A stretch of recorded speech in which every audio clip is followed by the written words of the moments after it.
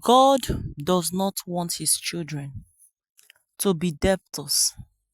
That is why in Deuteronomy 28 verse 12b, he said, "Thou shalt lend unto nations and shalt not borrow." It is a blessing that God pronounced and conferred on obedient believers. Hence, the will of our all-sufficient God is that his children should live in abundance, not lack.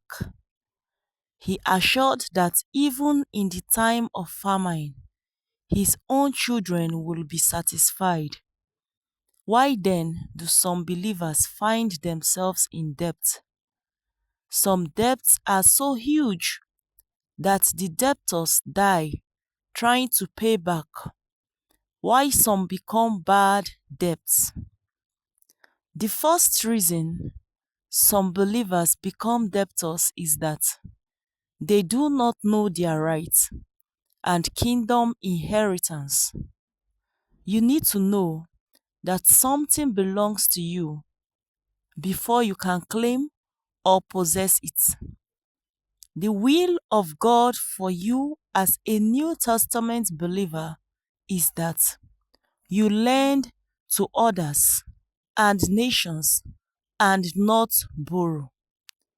The second reason is the poor knowledge of God's word on the part of such believers, as well as their failure to apply the principles that govern financial prosperity in his kingdom.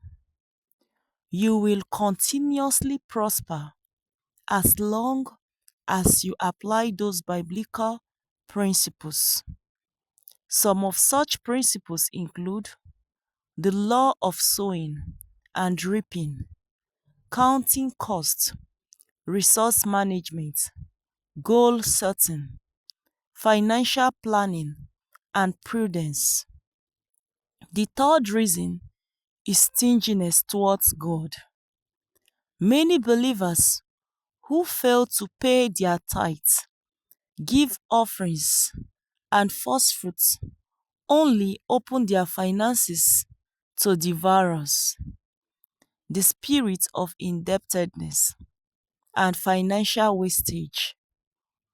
For this reason, many are caught in the trap of unexplainable financial losses, unending borrowing, and diverse financial problems today.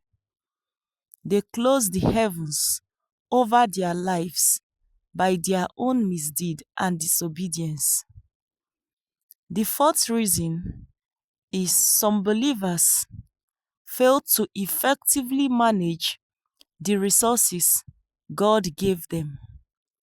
Many people are wasteful spenders and do to live within their income. The law of prudence requires that you should not eat with your 10 fingers and should not consume your seeds.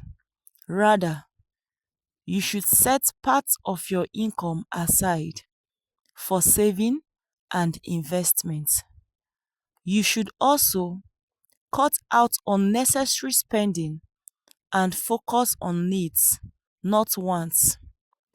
Beloved, avoid spending money on frivolities, impulse buying, and indiscriminate use of credit facility. Debt is avoidable. Be wise and disciplined. God has promised to bless his children abundantly. Victory over Indebtedness by Dr. Olukoya. Meditate on 2 Kings chapter 4 verse 1 to 7 and Proverbs 22